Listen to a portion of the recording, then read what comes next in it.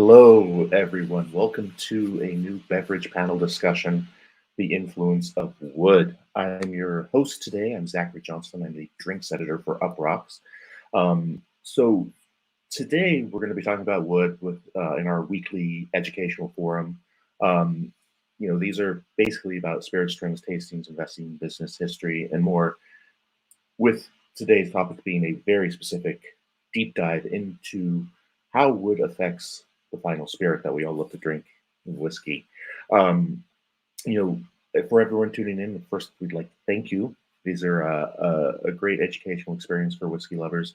If you want to ask us a question in the Q&A later, there's a chat to the right side of your screen. Put your questions there. We'll have a poll for questions to go up to the top, and we'll try to answer them throughout the hour, but more so at the end of the hour. So, without further ado, I'd like to bring on my first guest, who I'm very excited to speak with. She's the lead blender and education manager at Virginia Distillery Company. And she's does the blending activities, supports the growing product portfolio. She's trained with some of the best in the business to become a person who knows blending so well. Everyone welcome Amanda Beckwith. Hi, Zach. Hi, it's great to have you on. I'm excited to get into this topic with you. I'm looking forward to it. So before we jump in, can you give us just a really brief background on how you actually got into this world of making whiskey? I think I fell into it by pure chance. I am a huge geek and I always loved connecting the dots between food and culture and history, and whiskey is just one of those beautiful bridges that brings it all together. So my background was a weird amalgamation. I was an English major, was involved in politics, nonprofits, and helped run admissions for the Virginia Aquarium in Virginia Beach. And so all of that kind of came together. I started out as the guest experience manager for the distillery when they were first getting up and running, and just needed to educate myself, educate the team. And then, of course, it takes a couple of years to age up a good whiskey.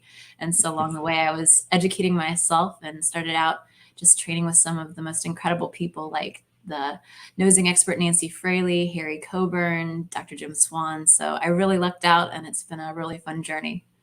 Awesome.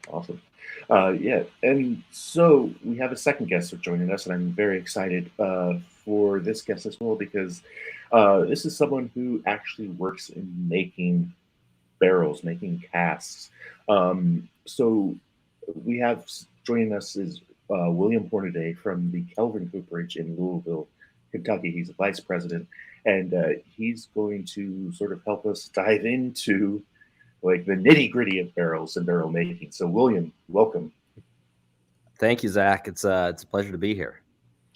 Yeah, I'm very excited. We actually got to meet last year when I got to tour your amazing facility just outside Louisville. Can you sort of walk us through really quickly what Kelvin does and what you do there?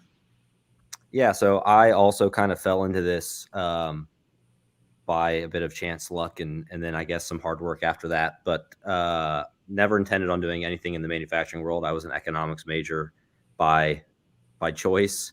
And I actually began interning at Kelvin Cooperage when I was in college, and got offered a full-time job right after I graduated, started, and it just kind of turned into a snowball of endless work and learning for me. I'm born and raised in Louisville, so I've always been a big bourbon enthusiast.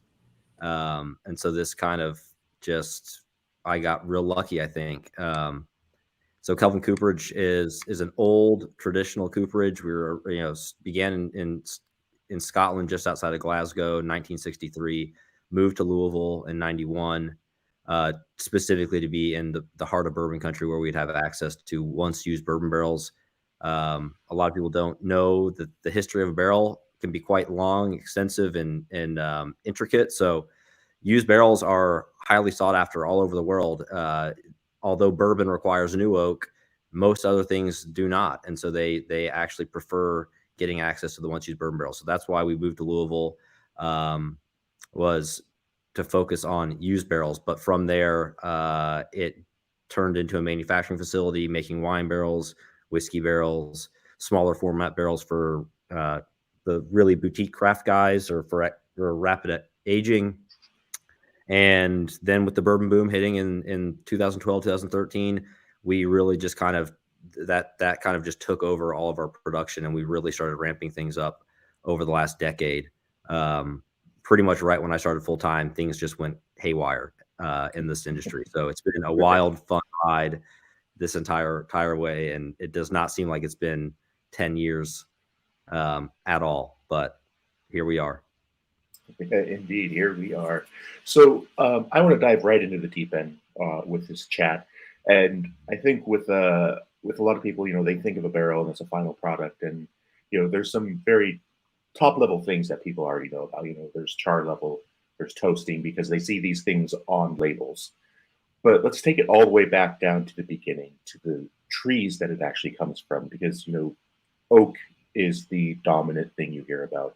But there are 200 odd species of oak, but then you hear it's white oak. So let's talk a little bit about why white oak, why that tree, and where do they usually come from? Because it's a very specific thing. So let's start with William. You're the one who's you're sourcing wood. I've been there and I've seen the big pallets coming in of the slats. Right. Where's that coming from, man? So lucky enough for us, white oak is the most predominant species of tree in the United States. We have the Appalachian region, which kind of runs from Alabama, Georgia, Mississippi, straight up the eastern kind of coastline through Tennessee, Kentucky, the Virginias, Ohio, Indiana, all the way up into Pennsylvania region. So there's this big stretch there, and then we're sourcing wood from kind of that whole range. And then there's the Ozarks running through the Midwest. So Missouri, Minnesota is where most of that wood would come from. So those are the two primary regions where white oak is going to be getting harvested. They're just natural, large forest lands that are predominantly white oak in those two stretches of forest. So that's where the white oak comes from. But there's a long road to get there. So harvesting a white oak tree, depending on the region you're growing in, further north, you're going to have tighter growth rings. You're going to have a slower growing tree. So you may not be harvesting that tree till it's 120, 140 years old. You need to be at a certain diameter for it to be ideal for milling into stave material, for coopers material. And so you do have to just wait until it reaches that kind of mature state. Now, if you're further south, you could be going as early as 60 to 80 years, but you're still talking 60, 80 years. And so a lifetime. The kicker, exactly. And the kicker in all this is that a simple way to average things out would be to say that a typical white oak tree harvested at 80 to 120 years old at maturity is going to yield approximately 2 barrels. So you then have to think about that and the scale of it all and how many barrels are being filled annually and what that really demands from our white oak forests. And so right now there's a lot of talk on sustainability and focusing on the future for all of us. But there's not, I'm not a logger. I know what a good quality piece of white oak looks like. And what you're looking for, white oak, it typically is going to grow fairly straight, upright, not a lot of branches in the heart of the wood. It's got branchy leaves at the top, but what you're looking for is the butt of the tree up to kind of that canopy. And so it's just there's a lot of, whether it was coincidence or God's blessing to us, whatever you want to call it, white oak just on many, many levels. And I can get into a lot of detail on this, but white oaks just work for making barrels better than any other species of wood in the world. And it's just simple biology and science and chance. And before we get into that a little bit, I wanted to ask Amanda, because you're in a unique position in Virginia. You're right in the center of Appalachia, but you're also a farm operation. So when looking at how you are barreling the whiskey on the farm, are you looking at the Appalachian local oak? Are you looking for more of the Ozark oak? Or are you just looking for the best oak you can find for that initial barreling? Well, we're actually using almost entirely used oak barrels that have already held bourbon, sherry, or other European red wines. So that's our main story and focus. I will tell you, we have a couple experimentals, and among them are 5 Kelvin Cooperage new casks. So, and they taste delicious. I've pulled samples many a time from those. So it's nice to be able to have that. We're definitely focused on the sustainability focus, and also for our flavor profile, what we're working on being a single malt distillery, we're all about the more gentle interactions. So the used oaks that have already had the more harsh tannin stripped out is exactly what we're going for. So that's what kind of checks our boxes. I do like the local components. So for us, roughly 50% of the whiskey we have aging comes from just a state over right in Kentucky. So it means we're getting much more freshly dumped casks. And it's also a lot greener, more sustainable because they don't have to ship them very far at all. Right. Yeah. There's sort of in my mind, there's this like network of barrels just constantly flowing around the world to different places as whiskey's being made everywhere. So going back sort of to the trees a little bit, when the slats come into the cooperage, they're already dried. So what's the sort of process? And maybe William, you can jump in here again as well. What's the process between getting a green tree that's been cut down and sent to a lumber yard? How long is it drying before it gets sent to a cooperage? And then once it gets to the cooperage, what's the first step there? So, sorry, one second. My lights are automatically dimming on me. So the process is a green tree will be milled into what we would call rough staves or rough heading. It's going to be inch and a quarter thick, milled, and then at that point it is air stacked so that there can be airflow through the entire pallet of wood. And this is a critically important part of the process. So you want to get sunlight, wind, rain, all these elements onto the wood through seasons, and that's going to start leaching out some of the tannin and softening the wood, getting the moisture out of the wood, the core of the wood, so that when it goes into the kilns, it's not such a dramatic and stressful process on the lumber. Drying wood by nature is not really good for the wood. It's hard on it. Deep-seated moisture in the wood, you heat the wood up, airflow moving around it is going to start to force these kind of pockets of moisture out and through the grain out the staves. If you do this too quickly, you'll effectively blow out the grain of the wood, and it makes it useless, unusable. So the air seasoning process at the very beginning is really important, just to kind of get the wood from a dead green log into a format that is already somewhat dried. It's been exposed to the elements and some wind and rain and sun before it goes into these dry kilns, where it's going to be exposed to heat up to 140, 150 degrees for a fairly extended period of time. Kiln drying is 30 to 40 days in a kiln to properly dry wood. And it's not a process that you can speed up. It's one of the most frustrating things if you're an impatient person, which I am. Now, in this industry, you have to be patient when you're talking about making whiskey. But, when you are drying wood, there is only one way to do it the right way, and it takes whatever time it takes to do that properly. There's been lots of talks around air seasoning versus kiln drying in whiskey manufacturing. It's one of those things that I think it kind of was a hot topic and a bit of a trend a few years ago, maybe even 6 or 7 years ago. We were hearing a lot about people saying, "Oh, I want to buy air seasoned wood for my whiskey," and we have always said all along that is not the most important thing to be focusing on, and the cost that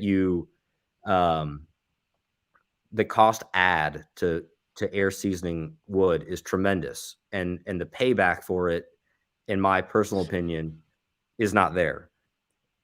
air seasoning came from traditionally winemaking. Wine being a very low alcohol content spirit, a very kind of delicate, not spirit, but beverage. It's going to pick up a lot of very, very subtle things that whiskey's not going to pick up. You're also with wine, you're going to toast the barrel only. You're never going to char it. So there's a lot of differences between wine and whiskey. And a big part of that is that a wine will pick up tannin, excess tannin, and it'll become very astringent. It'll kind of like sap the moisture out of your mouth. And it can be a very unpleasant thing in a wine if it's overdone. And that is the reason for wine barrels being heavily air seasoned before drying. Like you'll air season wine wood for 2, 3, 4 years before you actually build it into a barrel. But there's a massive, massive cost to that because you pay for that wood the day you buy it, and then you don't do anything with it for 3 or 4 years. So we've always tried to push people in the direction of not spending their money on air seasoning, spend the money on a quality barrel that's been toasted and charred properly. And that's where we've also kind of really hinged our methodology on how we manufacture barrels. And you saw it firsthand, natural wood fires, toasting before charring. Those are the kinds of things that really add value and will generate a product that I think is going to give you the best results, most depth of flavor, most character. And in some cases, it'll actually give you a better product in less time. If you have a really properly heat treated barrel, heat degradation is the key to it all. And we'll talk a lot more about that, I'm sure, as this goes on. I've got all kinds of things to talk about there. So the green lumber to kiln drying, air seasoning, it's all a necessity. But to me, kiln drying has to be done right. But beyond that, it's not, it is not the linchpin in this whole process. That comes with the heat degradation. Gotcha. What's fascinating to me is we're already talking about a pretty large expanse of time just to get to the point of having staves to make a barrel. And then, when you add in toasting and you'll read, 6 months air toasted or 18 months air toasted. So, we're pushing 1-2 years just to have a barrel to then send to, a distillery where it's going to be holding what will become bourbon for 2, 4, 6 years. And then it's going to get to Amanda in Virginia. So, we're already 6-10 years into this barrel before, it gets filled with whiskey in Virginia. So the beauty of a barrel is when it's properly treated, it will outlive a human every single time. Right. We see barrels that are well over 100 years old being actively used. That's incredible. It's all the time. If you take care of a barrel, it will outlive a human every time. So, so piggybacking off that, the idea that, if you take care of a barrel, Amanda, when you guys are loading your distillate into barrels, to take that process back one step, what are you looking for in barrels to begin with? Like, what is sort of the linchpin of like, oh, this is one that we know we want to use. This is something we know we can't use. Absolutely. Well, one of the things that William kind of touched on was in that drying process, there are basic things that you're just checking these boxes. And so if we're going for, say, a new oak barrel, you'd want to make sure that it has been properly dried. That whole process of making sure that the barrel is cared for means it's not going to be a hospitable environment for, say, microorganisms that could cause rot and the degradation of the barrel. So always checking the quality of what has been in there before is huge. So most of what we get, pretty much all of it, has had liquid in it. And so for us, we have to receive those barrels fresh and hydrated. So that means that there is still some sherry or some bourbon or whatever was in it before still in that barrel while it's making its way to us. So part of the sensory process is actually pulling out that immediately and doing a nosing of it, making sure everything is still fresh, that there's nothing to be concerned about. So if we're talking sherry, we're checking to make sure nothing has been sulfured or, anything could have happened. So that's the very first step before we even fill our whiskey in. And then by law, our entry proof can't be any higher than 62.5% ABV. So we have our new make distillate ready to go in. and we're kind of thinking already, okay, this is the barrel that we have to work with. And so with our really humid environment, something that's really cool, and William was kind of alluding to this, is the alcohol strength of your distillate is going to extract different things from that barrel. So with that in mind, a lower proof distillate is going to pull out more water soluble flavors and compounds from the wood. So that's like glycerols and wood sugars. So when he was talking about the wine and what that's extracting, that's exactly it. And for a higher ABV distillate going in, you're going to pull out more ethanol solubles. So that would be lactones. So those toasty oat coconut notes that you really like. So for us, we're keeping that in mind from the very get-go. And that's kind of Right. setting the stage for what we're going to put into those barrels. Nice. That's and that leads perfectly into the next question. Thank you for the segue.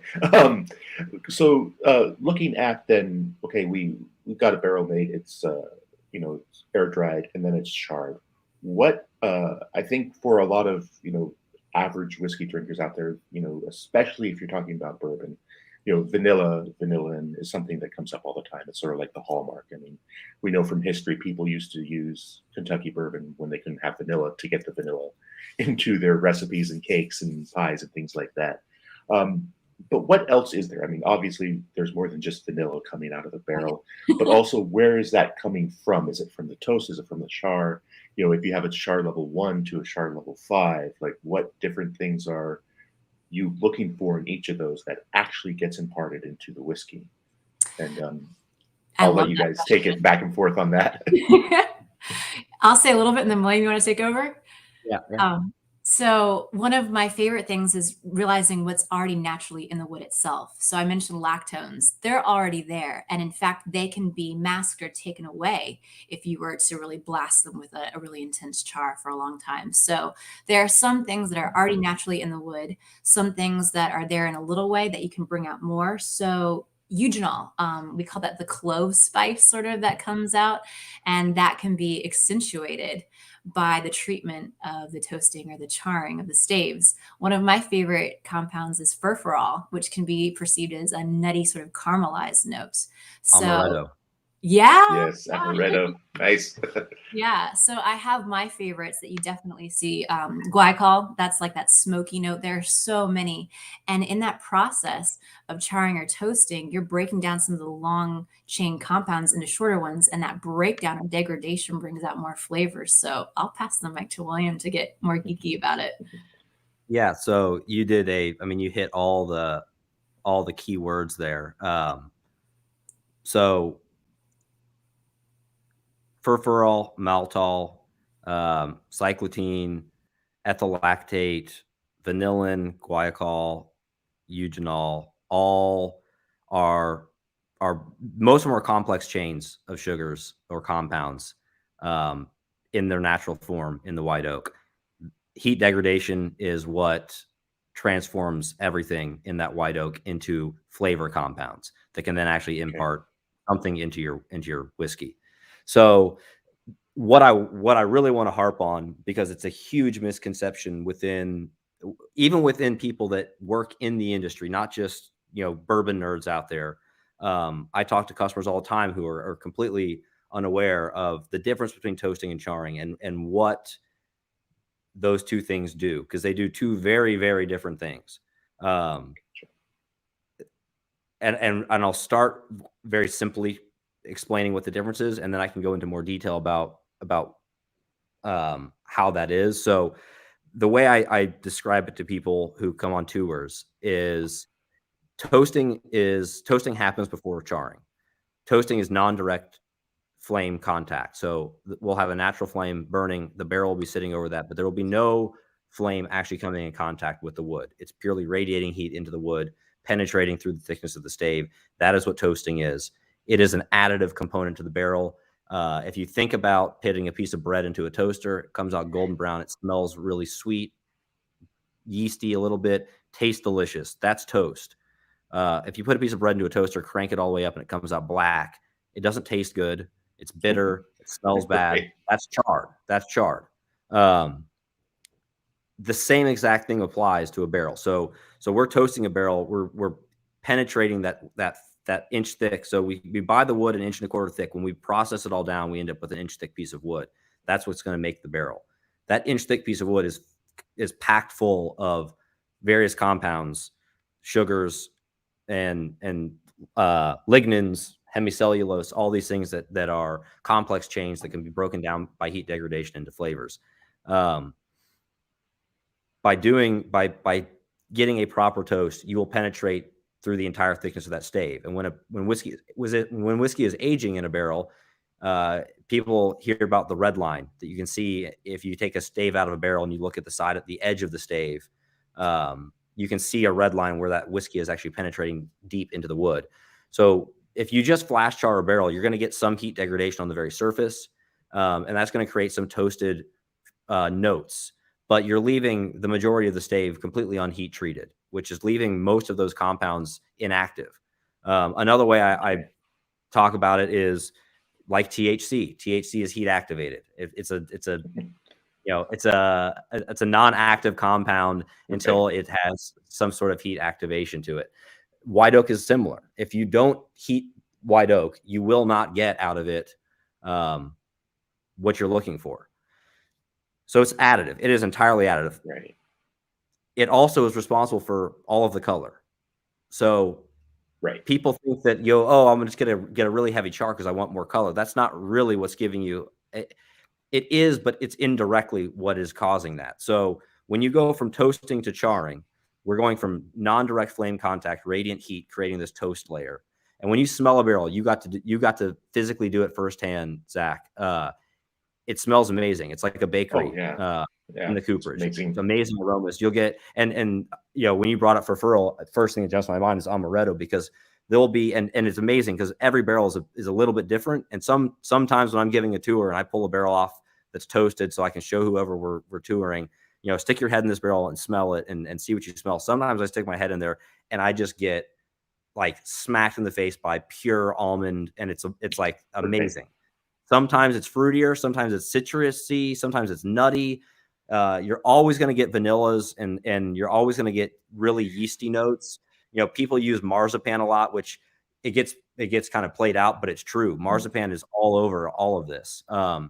So you go from that to then physically igniting the barrel on fire, and that creates pure carbon. That is what your char level is. What you're trying to create is active carbon. Well, active carbon, it's what's used in essentially every filter on the planet. Any Brita filter, water filter that you're using is going to be packed full of active, pure carbon.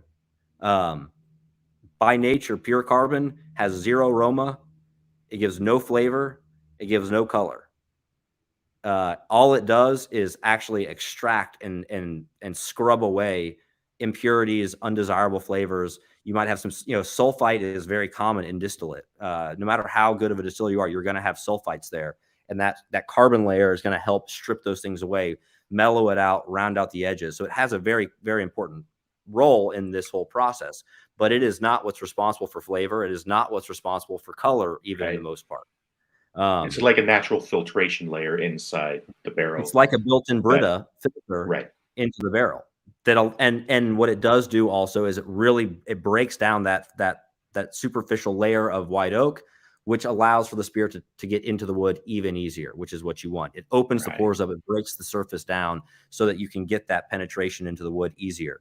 Now, when you char something, on the most outer layer, you're going to have pure carbon, which is what you're looking for that filtration effect. But as you kind of get towards the wood, you're going to start having this kind of middle ground where you've got charred wood, but it's not pure carbon. So you have a bit of a mix. And so you are picking up toasting effects and coloring effects from that. So with a heavier char, there will be a thicker layer of this kind of middle ground between the pure carbon and the pure toast layer. So there is some truth to, yes, you can go with a heavier char and you're going to get more color that way. But you can put a GNS into a purely toasted barrel and wait 6 months, and it will come out a beautiful golden brown color without any char present.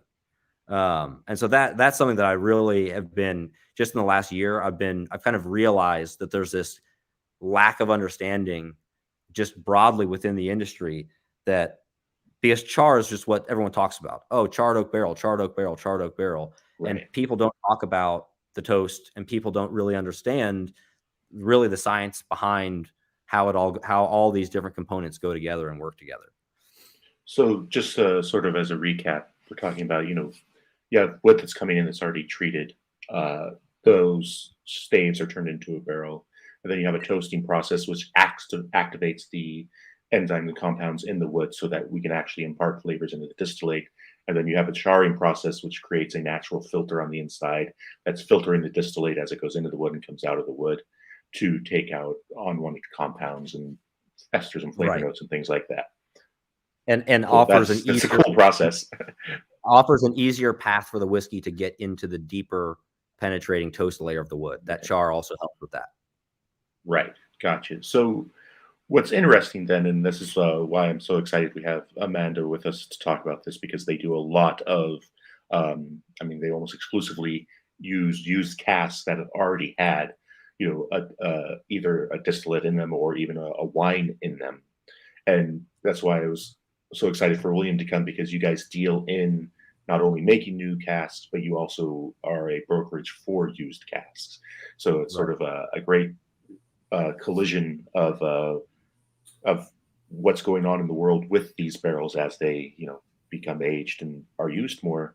So Amanda, when you are looking for a used cask, there are specific things that a fortified wine is going to impart compared to a natural red or white wine compared to another whiskey.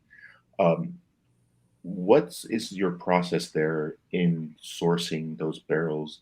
Like, is it just purely sensory? Like, are you just going through and being like, this is the one, this isn't the one? Or do you have more of a feel like, like, okay, if I call up William, I know I'm going to get some good sherry barrels no matter what? I think established relationships are exactly the foundation that we love. So, for example, all of our sherry casks come from the same place in Spain. They're a known quantity. They know what we're looking for. I use very varied types of sherry casks. So that means I'm working with some that I know are going to deliver a certain flavor profile. For example, Oloroso casks, that's very common, or Pedro Jimenez. Right. They're known for bringing certain notes to the forefront. And what's fascinating is they're typically American oak, but I also get some Spanish oak casks, and they're Quercus robur. So unlike the Quercus alba that grows very straight and it's easy to harvest and use for stave creation, we're talking gnarled roots all the way up the trunk, very difficult to work with. So that's a really special relationship we have. And having those casks come in is like a really special thing that's pretty rare in the industry. So I think those relationships are key. That still doesn't mean we're not going to do sensory the moment they land, because we are, we have to. Right. But having a variety of casks, being an American single malt, it's 1 grain malted barley. So having water, yeast, and barley as our only ingredients, the barrels really do get to play at the forefront for flavor development. And so it gives us a lot of room to pick and choose and see what's going to match really well with our distillate. And there are a lot of complementary flavors to be derived from the barrels. Right. And so for a place like Kelvin, who's brokering this barrel exchange, as Amanda just alluded to, there are known quantities out there. I mean, we know the sherry makers, we know the port makers, we know the people who got Limousin oak in France and Mizunara in Japan. What are you guys looking for when you're bringing oak overseas and then sending it out into the world? Because these things are used. So used things are often quirky. Yeah, so it's exactly what Amanda said. It's relationship driven. This entire industry is relationship driven. As long as I've been doing it, that's all I've been taught. That's all I've known. And you have to lean on those relationships. So we have the beauty of being a cooperage of our history. Our name is known, and so we have established really, really nice relationships with other cooperages all over the world. We have people in Australia, we have people in Spain, we have people in France that we can work with and that we can trust in. So that when we're looking for barrels, we have some bit of faith in what's coming. Now, nothing is guaranteed, and in the world we live in today, with logistics and transit times and global shipping being such a disaster, barrels being empty is never a good thing. Amanda knows you want fresh. Well, right now you used to be able to order a container load of barrels from a cognac house in France and have them at your doorstep 4 or 5 weeks later. Now it could be 2 or 3 months before that container actually arrives at your doorstep. And that's where things start getting a little bit dicey. And we're doing our own sensory analysis when these barrels come in. We're doing our own physical structural analysis of the barrels when they come in, so that we ensure that everything that goes back out the door not only is got the sensory notes that we want it to have, it's also still structurally completely sound. Right. So that when our customers receive them, they will be fillable and in good condition. So things have gotten trickier and trickier as the years have gone on, because just the global network of things does not work the way that it used to work. And so it does add more work on our end, and ensuring that what we're doing, everything has to be kind of timed just right. And you have to be ready to get things moving out the door. We do a lot of pre-selling now that we never used to do. We used to just bring, if we had the opportunity if we found some great finishing fortified barrels of some sort, we would just say, send them over and we'll sell them when they get here. Because we knew that we'd have them in 4 weeks, and then we could get them here, smell them, get pictures of them, blast it out to all of our customers, say, here, we just got these amazing barrels in, who wants them, and sell them that way. Now we kind of say, look, we're going to bring this container in, who wants some, get on a list and pre-sell them, so that when they hit the door, it may have been 2 or 3 months already. They're not going to just sit for another month or two in our warehouse, further drying out. They're getting out the door and they're getting in the hands of our customers quickly. So it's kind of, you got to adapt with the times. Interesting. And Amanda touched on something I'd like to circle back to a little bit. Is, they're using a 100% barley distillate, which is of course different than your 70-20-10 bourbon, or your 80-10-10 Tennessee whiskey, et cetera.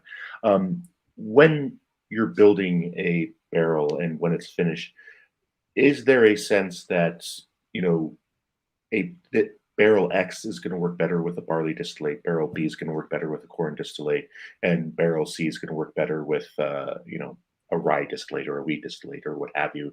Is there already a sense of what a specific barrel is going to be good for before it even goes to the distillery, or is it just very much intuitive crapshoot? No, I think there's definitely a logic to it. It's an educated guessing.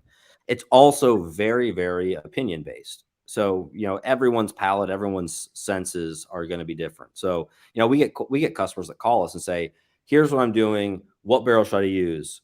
Well, Okay. I mean, I'll tell you my opinion, what I think you should use, but just because it's my opinion doesn't mean that it's right. I mean, you have people call and say, well, here's what I'm doing. How long should I finish this? Again, you got to take samples. You got to taste it yourself. You got to decide when you think it is ready to be pulled. I can't tell you the answers to these things because it is very, very opinion based. That said, I do think there's definitely some science and logic and some educated experience that you can use. And I'm going to kick it over to Amanda to talk on this. But one thing that I do love about what I get to do, being that we don't specialize in just new oak, that we do all of these things, I get to see both worlds. And it's something that it took me a couple of years into this to kind of realize, like a light bulb went off and I was like, wait a second, I understand really what's so different about Scotch, single malts, Irish whiskeys, and bourbon. And it is that with Scotch, single malts, and Irish whiskeys, they're virtually using all the exact same distillate. In Scotland, there's one distillery in Scotland that makes almost all of the grain spirit for all their competition is just buying from them because they have such a large scale facility to make it. Yeah. They can make it for pennies on the dollar compared to everyone else. So they just buy it from them because at the end of the day, if they made it themselves, they'd be making the same exact thing. It's going to be 100% or 95% barley, and that's it. So you're starting with identical products. The beauty of where the differentiation comes from in that world is oak. They don't have to use a new oak barrel. They can use anything, and they can use multiple different things over the course of a 14 or 15-year aging cycle. And they can create all these amazing different things using wood, starting with an identical product. Bourbon is the exact opposite. Now, all new barrels are not made the same. And you know, I talked on that earlier. You can make a mass-produced flash charred barrel that's not going to have a toast layer, and it'll work. It'll still make you a bourbon. It's not the same as, you know, a hand toasted over natural wood fires barrel, but it is still a new oak barrel that's going to give you similar flavors. But you can change your mash bill tremendously. Now you have to put 51% corn, but there's 49% there that you can do whatever you want with. Yeah. And so that right there was kind of the light bulb moment for me. It was like, okay, so bourbon, it, you know, yeah, you can choose what new barrel you buy, but really the variation comes from you choosing what mash bill you're going to make. Scotches, we're getting what we're getting. It's all the same. We got to differentiate it and make it what it is by using special different types of wood. And we get to live in both those worlds, which is really cool. That is, yeah, it's fantastic. And Amanda, I mean, that's sort of where you guys come in the fact that, you know, we're talking about a American single malt here. So, you know, your variation in wood is great, which I think is wonderfully represented by last year's releases from Virginia of, you know, here's our sherry cask finish, here's our bourbon cask finish, here's our Cuvée cask. So you could actually dive into what each of these are doing. And I really enjoyed them anyway. And then, of course, the courage and conviction being the sum total of that. How to sort of expand on what William said, like, what's your guys' process in that? I think he was spot on with everything he said. The other thing that really comes into play, especially when you're talking about American whiskeys, is climate, especially your maturation environments, the impacts there. So, of course, by law, most American whiskeys have to age in new oak, but then they do get to play around more with finishing. So to his point, with the different, say if it's a rye high or a wheat high, that could definitely make some flavor choices for you. But for us, we're thinking environment in a really big way. And so what a lot of people don't know about Virginia is it's a 4-season subtropical, extremely humid environment for aging. Yeah, it is. And yeah, it's made it really fun because we're able to play around with casks that really wouldn't perform as well anywhere else in the world. And I love single malts. One of my favorite things about them is it develops such a huge sense of place because it is a very simple, streamlined product at its core. I mean, it's a lot of love and time that goes into it. We double distill in copper pot stills. There's a lot that we think about even with the varieties of barley we use. But when it comes down to our aging times, we're looking at massive swings. So say you're in Scotland and you're aging a single malt there. We joke that it doesn't matter if you go in January or July, you're going to pack the same suitcase. It's so, yeah, it's so the same all the time. All the time. You're in the Highlands. It's probably 45 degrees. Wear a sweater. Wear layers. And rainy. Yeah. Virginia's insane. 3 weeks ago, I was wearing shorts and going for a run outside. The very next day, I got a foot of snow and it was 18 degrees. So that means, you know, hot weather, the barrel staves are expanding and soaking up the whiskey. Cold weather, they're contracting, pushing it back out. If you're in Scotland or Ireland or England, it doesn't matter. It's a spring, summer, fall, winter, very seasonal thing. For us, we're having this expanding, contracting happening multiple times in a single day. So our barrels are getting a workout, and we're definitely keeping that in mind. That impacts everything from how we palletize our casks to the type of casks that we use to the sensors we put in place. I mentioned humidity. That's a really big thing that we keep in mind all the time because everybody knows about the angel share and the alcohol evaporating. In Virginia, not only is that a big thing happening, we're having water vapor pockets of humidity that naturally just reduce our distillate in the cask. And so all of that means that we're thinking about the types of barrels we're using, what should go where, and what makes the most sense for us in particular. It'd be totally different for a single malt distillery in, say, Colorado or Texas, where we're dry and arid. Right. I'm going to sort of shoot to the side here a little bit. I think all of us have had an experience where, you know, there are two barrels in a warehouse sitting right next to each other, filled on the same day, for all intents and purposes, identical. But you'll pop one of those barrels, taste it, pop the barrel right next to it, taste it, and they'll taste wholly, completely different. What, you know, but, you know, like we walk through, you know, the wood is the wood, and, you know, it's gone through treatment processes and things like that. what's going on there? How does that happen? Like, So many reasons. It always blows my mind because I've done it several Yeah. times, and it's just like, what is happening? I don't think there's a right answer, and I don't even think that science can explain it. I think it's phenomena that are beyond any of our control. You're dealing with an entirely organic material to begin with, so you're talking about grain density, region that it was grown in, moisture content, ambient temperatures during the manufacturing process. All of these things are coming into play. And that wood is again, it is entirely organic. It is going to be interacting and reacting to its environment tremendously. So, like I said earlier, I'm smelling barrels all day, every day. It's the best part of my job is nosing toasted barrels on the fires, and they don't smell the same. And the smells that you smell off of them directly translate into flavor compounds because that is what they are. I mean, when you're heat degrading hemicellulose and lignins into vanillins and furfurols, you are creating an aroma and a flavor compound in that chemical transition process. But not any barrel is going to behave the same. It's like a thumbprint. So yeah, I can make two barrels right next to each other, same times on the fires, everything identical.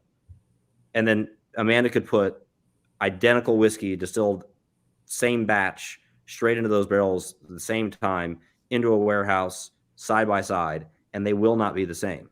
They just won't. There's too many other variables that are out of our control, and that's part of the beauty of it.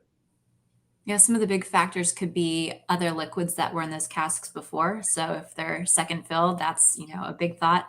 And then also there are microclimates. So depending on what the warehouse looks like, airflow, thermal banding, all these things can come into play. So it's a great way to sort of track data and see if you can pick out trends over time. So you can approach it sort of scientifically. I try to, but he's exactly right. There are so many factors.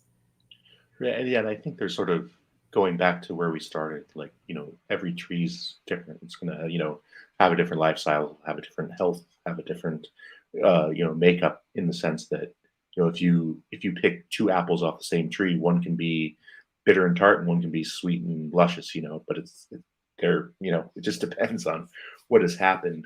We do have a question in our chat that I think is interesting because I think it deals with William both in the building process, but also Amanda dealing with barrels that are full. But you'll see some barrels in warehouses and they'll have a black leak on it or something like that. Like, what's going on there? Is it just some with leakage, like, or when you see things like that, is that I mean, it's not hugely common because it's not every barrel, but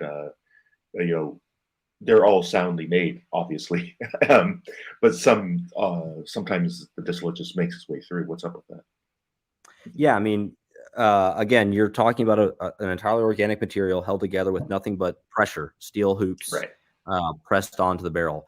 And then what Amanda alluded to earlier with the climate they're dealing with, in a single day, to have a barrel expand in 70-degree weather and then within 24 hours be in 18-degree weather, that is massively traumatic to a barrel that is held together by nothing but pressure. Expansion and contraction aren't naturally a good thing for something like that. I mean, there's a reason why if you've had a wood floor put in your house, they bring the wood in 2 or 3 weeks before they ever do anything with it, because they let it sit in your house so that it will work out all of its bugs and kinks and warps and calm itself down and get acclimated to that environment before they lay it. Because if they don't, you'll end up with a floor that is nothing flat about it. And that's wood that's dried down to 6 or 7% moisture content. When we're making barrels for cooperage, we're drying that wood to 12%. So it's almost double the moisture content left in that wood than what you would have in a furniture grade environment. And even in a furniture grade environment, you have to worry about that little bit of moisture still allowing the wood to wane and weep and warp. So obviously you don't want to have a barrel that's just pissing liquid out of it, but in some ways, a barrel that is weeping you'll have barrels that will be seasonal. They'll weep seasonally. And I bet Amanda has seen this, where it might every spring for a week start seeping, and it'll have a wet spot on the barrel. But then after that week, and it's gotten into its spring climate, it seals itself up, and then it's good until fall. And then when fall hits, that seep opens back up again until it reacclimates to the cooler, drier environment. All of this is part of what I would say is oxidation. And oxidation is one of the most critically important parts of maturation. Having oxygen flow through the wood, but not being able to have liquid flow out of the wood, and having that oxygen interaction with the whiskey in the barrel is critically important to that maturation process. And the angel share, as much as it sucks to watch that valuable spirit disappear into the air, it's creating a larger cavity in that barrel. The longer it ages, that cavity is filling with oxygen. That oxygen is interacting with the spirit. All of these things are having interactions that are directly impacting what your final product is going to taste like. So a barrel that just leaks constantly all the time, there's probably an issue. But a barrel that seeps and weeps and has bourbon candy on it and stains on it, and maybe opens up every now and then seals itself back up, that's not necessarily a bad thing. It's fairly natural. And I've looked at millions of barrels in the last 10 years of my life, and it's very rare to see a used barrel that has not a spot of anything that has leaked out of it, or that has been leaked from above in the rick house down onto it. It's just part of used barrels, that there's going to be this character to them, that they are not inherently perfect. Yeah, that's very, very well put, and it makes total sense when you think of, that's something I learned both, touring distillery. So yeah, excuse me. It's something I've learned touring warehouses, but also touring Kelvin, this is a living product, and I think that's the key takeaway for me has always been it changes, it grows, it has a life cycle. A tree has a life cycle before it even becomes a barrel, and the barrel has a life cycle when it goes, from Kentucky to Virginia to Scotland, to France and back. That was and thank you, Peter and Janice, thank you very much for answering that question. And this is basically coming around to the end. I do have one last sort of quick question. The format of the barrel, the actual size, the shape, it tends to be a bulbous thing. Is there some sort of alchemy going to the actual shape of the barrel in the way that it's made as compared to, I don't know, a box barrel, or sometimes you see the cigar pipes and things like that. Just really quickly, is there different things being imparted just because of the curvature and how it's built, or the shape of the build? I think it comes down to surface area and interaction with the wood and whiskey in a big way. So there's always a joke about why would you try to reinvent the wheel, and barrels and their shape serve a lot of purposes. I mean, primarily in its origin, it was the common container of the day, and you would be rolling it and transporting it. Right. So it made a lot of sense with its weight and capacity to make it more mobile than a square box or rectangle. Right. So that was just purely logical at that point. It is a lot of work, as William will tell you, to get the staves. You have to hydrate them, to shape them, and it's just like an entire extra step that you might not have to worry about if you were using a box. But there are lots of reasons, and I mentioned surface area and that level of interaction. Some people do things like rotating their casks. We don't. What is really interesting is you don't always have to rack a barrel. You could palletize, which is what we do for almost all of our whiskey now, and that makes them more accessible. And it also, we found that the barrel heads are a lot more secure for us in a lot of ways. So those are all benefits. But also, when you're looking at that, you're kind of controlling the surface area and oxygen, as William was talking about, interacting with the whiskey, how much of it all can be funneled into a more narrow point versus having all of it on its side. So there is more room to play with the barrel than you would think. And that's just one of those examples. William, anything you want to add? Yeah, I mean, from my perspective, I look at it sort of from an engineering mindset, and barrels have been made the way they've been made for a couple thousand years. It hasn't changed. Again, like Amanda said, why would you reinvent the wheel? We have actually played around at our customers' behest that we try to design a barrel that is hexagonal shape so they could store perfectly efficiently with no wasted airspace when they're stacking, basically create like a beehive. The issue we discovered, and what we thought, this is an interesting concept. Let's see how this goes. And we attempted to make one and discovered it's impossible to get it tight. The shape of a barrel being circular around diameter wise, but then having the taper to being wide at the bilge in the middle of the barrel and narrow at the ends allows you to put circular hoops onto the barrel and then press them down and create the equal pressure around the entire barrel. You can't create that pressure in a square or in a hexagon because of geometry. It doesn't allow for that.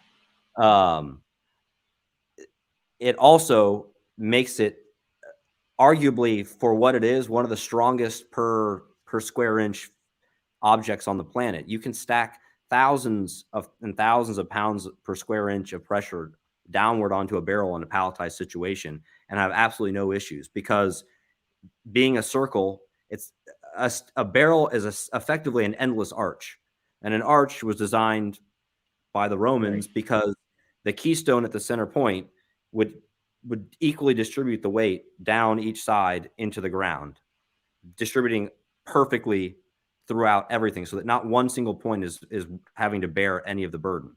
A barrel actually functions exactly that way, but it's endless. It's an endless loop where the pressure just gets distributed circularly, infinitely, and no single part of the barrel will ever have to withstand all of the pressure of anything.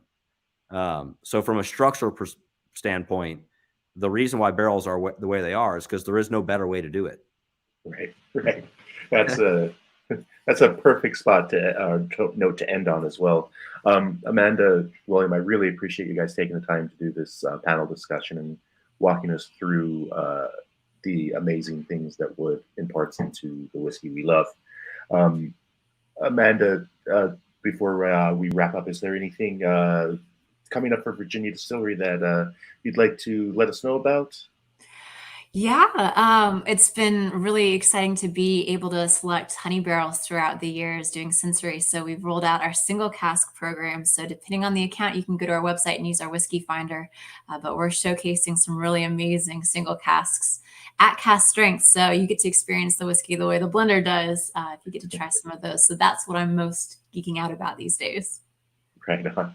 And William, again, thank you so much for this. I know you guys do private tours out of Kelvin, usually for people like me who's very lucky enough to get to do those. But if someone wanted to see your operation, what would they do? Where would they go? We don't offer tours to the public. We only offer them to, as you said, customers or friends of customers, and people that are in the industry working for educational reasons, things like that. So we enjoy supporting everything about the industry, but as you know, we are not actually set up for tours. We're a full functioning manufacturing facility. It is not clean. It's not safe for people to just be walking around. So we, for insurance reasons, we don't just have random tour groups walking through all the time. It would just be a hazard for us. So unfortunately, unless you're a distiller looking to buy barrels from us, or you have some connections like Zach did, we don't give tours, but happy to talk to anyone.